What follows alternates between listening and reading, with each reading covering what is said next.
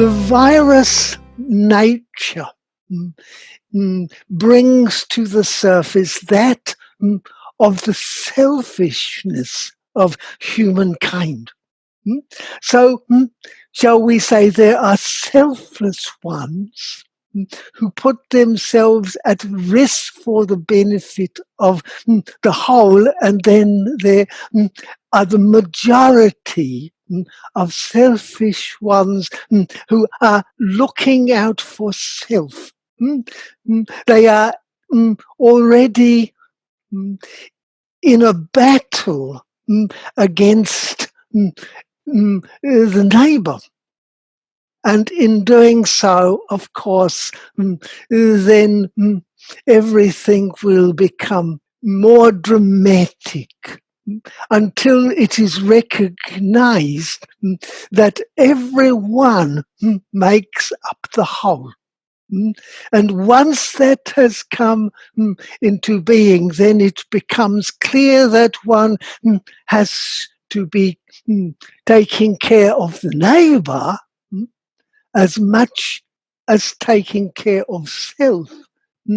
If the whole is not, shall we say, to go down in a heap, down the plug hole, shall we say, into the sewers.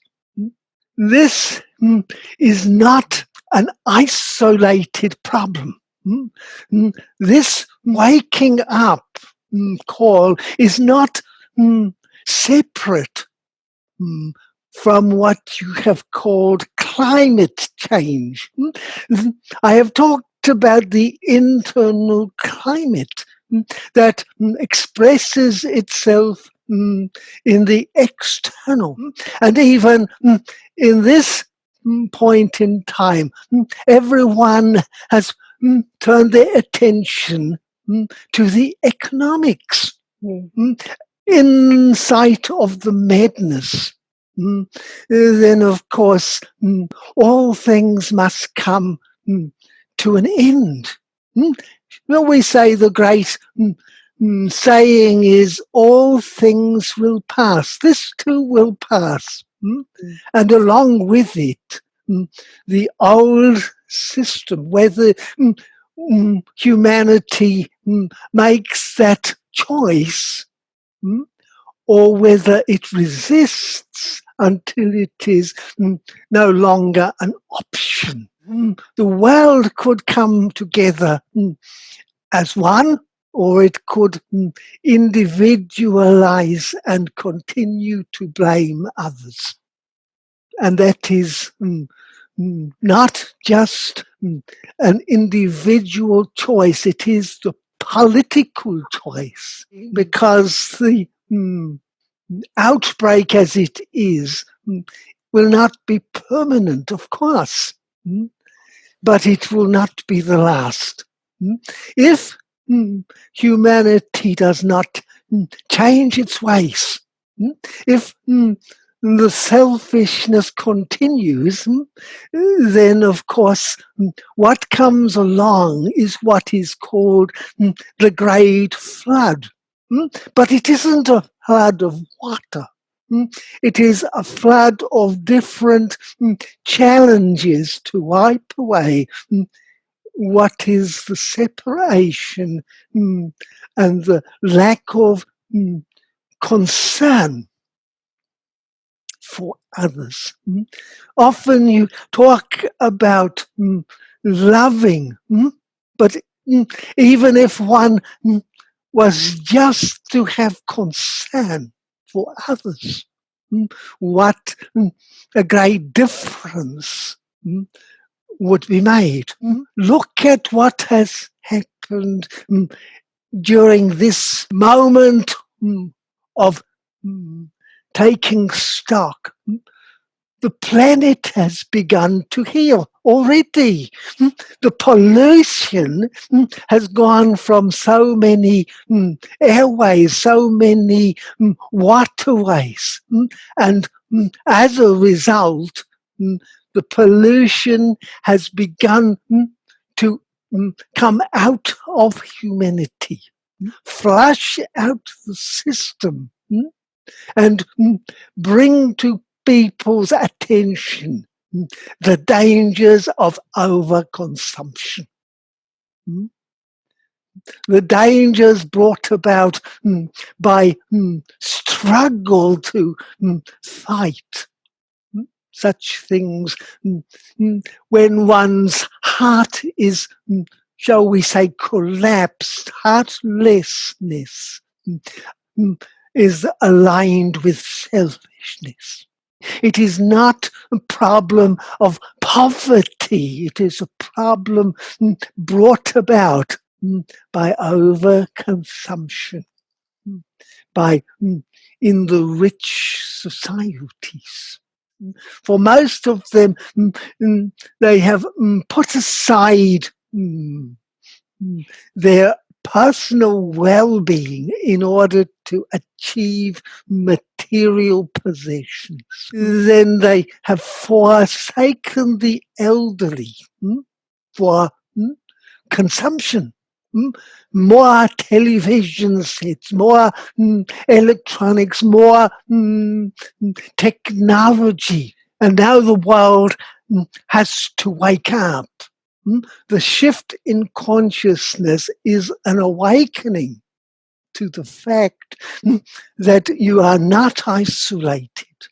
You are living on a planet where everybody matters. Because if you refuse to help one, then they will breed that which will make you. You understand? It is beneficial because of this. People will have to change. And if they do not change this time round, then the next and the next and the next. Yeah.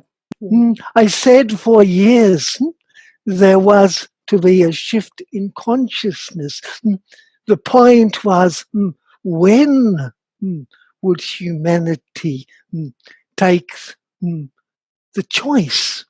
And it seems not that humanity would not choose itself. Then nature will choose for you. We have to change. Humanity needs to become awakened to the idea that there is no separation. There is no disconnection. That there is always interactivity, interdependence.